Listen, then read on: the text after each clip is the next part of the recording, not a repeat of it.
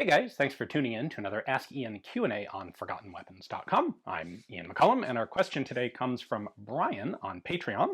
Brian says, would you give your thoughts and comments on non-gun companies making guns? For example, Baldwin Locomotive or Eddystone 1917s, International Harvester M1 Garands, GM M16s, most of the M1 carbines, maybe even TRW M-14s. How did the experiment work out? I would say that in general, the experiment worked out really quite well. And I think it is one of the elements that was a substantial contributor to the US industrial dominance during World War II in particular. Or not so much, I mean, we were going to be an industrially dominant country just because of scale regardless, but being able to take that industrial capacity and exploit it to the end of producing war material efficiently and at high quality, there's no way that that ever could have been done without the use of non-firearms companies. And this wasn't something that happened by accident. This was something that was fairly carefully designed and planned and set up. During World War II, the United States had a war production board that assessed what industrial factory capacity existed and what it was best suited to produce for a wartime economy. Even before the war began, the government and companies were looking into this. Like, for example, in 1938, Congress passed what was called the Educational Orders Act, which allowed Congress to place an order with a company for typically be something like 1,000 guns of a given model.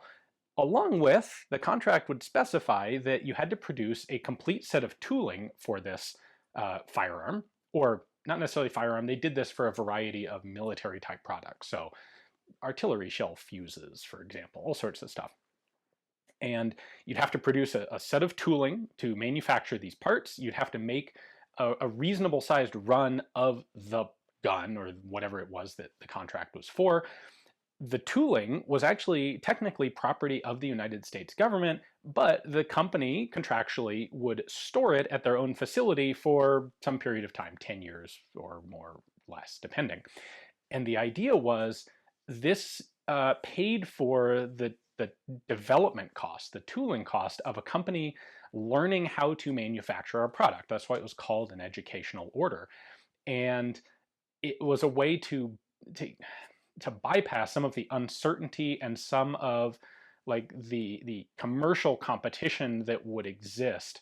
Like, there's no good reason for a company to tool up to make, say, the M1 rifle in 1938, because what are the chances? Like, at that point, they don't know for sure that the rifle is actually going to be adopted. They don't know that the US government is actually going to need to build 6 million of them. Why would you spend all the money to make a tiny number of guns? Well, these sorts of educational contracts were specifically done to give a company the financial incentive to invest that. And it was seen as a worthwhile risk of public money that, yeah, maybe we'll never need this stuff, but if we do, we've now like pre-placed the ability to manufacture it. Now, this was done in conjunction with the Springfield Armory, which it's important to point out is completely unrelated to the current company called Springfield Armory. The Springfield Armory was set up shortly after the United States became a nation to develop and manufacture military goods, mostly small arms, but also other stuff. By the time we get to World War II, one of the main roles of Springfield Armory is to develop the manufacturing processes for firearms.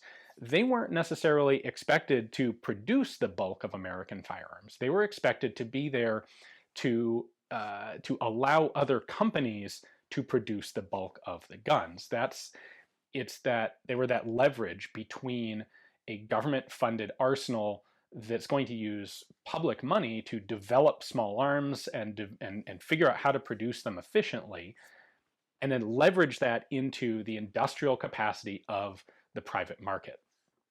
And so that's why you see, especially like World War II is by far the best example of it. All sorts of companies that have nothing to do with firearms making guns. So you have typewriter companies that are making BARs. You have typewriter companies that are making M1 carbines. International Harvester. It's a tractor company. After World War II, they get a contract to make M1 rifles. Interestingly, just a little side note on that, probably the biggest reason that International Harvester got that contract, despite having no former experience making firearms, is that they were almost 1,000 miles away from Connecticut. Up until that point, like all of M1 production took place in about a 60-mile radius. And once nuclear weapons become a thing, there's a reliable argument that, a couple nuclear bombs could obliterate US capability to produce the basic infantry rifle. So maybe we should have a company that's set up somewhere in a totally different blast radius, able to make those rifles. And hence you get International Harvester getting a contract to make 100,000 M1 Garands. Anyway, I would say in general, this sort of program worked really quite well because it wasn't just a matter of the government offering a contract to make rifles and a company bidding on the contract and then trying to make rifles. Because usually when that sort of thing happens, a company will significantly underestimate how difficult it's going to be to make guns. Like, this happens all the time. It happened even with, during the military, during the World War II production we're talking about here, and post-World War II production. Companies still didn't really understand. You take a company that makes tractors or typewriters or bicycles or something, and they think, yes, we make complex mechanical stuff. Of course we can do a rifle. How hard is it? I'll tell you what, guns are actually really hard to make. That's something that I've harped on over and over, that we see time after time looking at historical firearms development and production.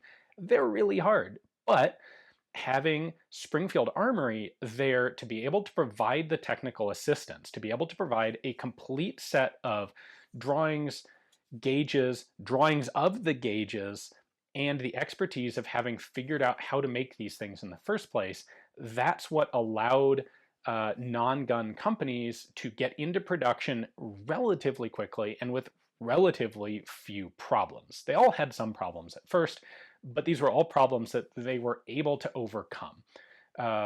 If you look at M1 carbine production, they were somewhere a little better than others, obviously, but as a general rule, all the M1 carbines were really quite well made. They're effective. M1s are the same way. When you get to the M14, you had 2 gun companies and 1 non-gun company that made M14s. TRW, Thompson Ramo Woolwich, got a contract to make M14s. They were the only commercial company doing it, and they were actually more successful at it than the 2 gun companies. So overall, I think it was a very successful program, in particular, a successful program for the contingency of requiring huge scale production on short notice for wartime. Springfield Armory was shut down in the 1960s as a cost-cutting measure. It was essentially seen that they were doing redundant work, that America's commercial companies are full of all sorts of engineering and production experts, and they can figure out this stuff on their own, and we don't need to be subsidizing a government armory that's going to figure it out first and then sit on their thumbs doing nothing, which I think is a very unfair characterization of what Springfield Armory would have been doing had they remained in existence.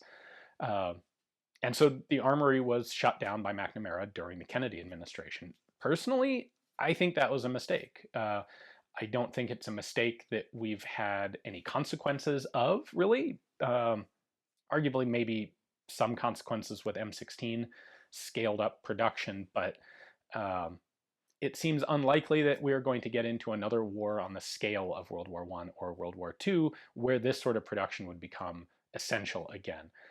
If we do, I'm pretty sure people will regret losing this capability, unless the capability still exists and I don't know about it, which is possible.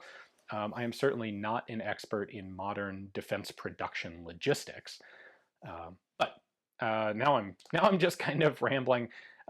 Good question, Brian. As a slight side note, one of the other cool outcomes of this project or this program was that it provides collectors with all sorts of interesting manufacturers to collect firearms from that you don't normally see in commercial production. Anyway, thanks for watching. Hopefully you guys enjoyed this one. If you would like to have one of your own questions answered in video format like this, head on over to Patreon or Utreon. I have threads on both of those platforms each month to solicit questions for Q&A videos just like this one. Thanks for watching.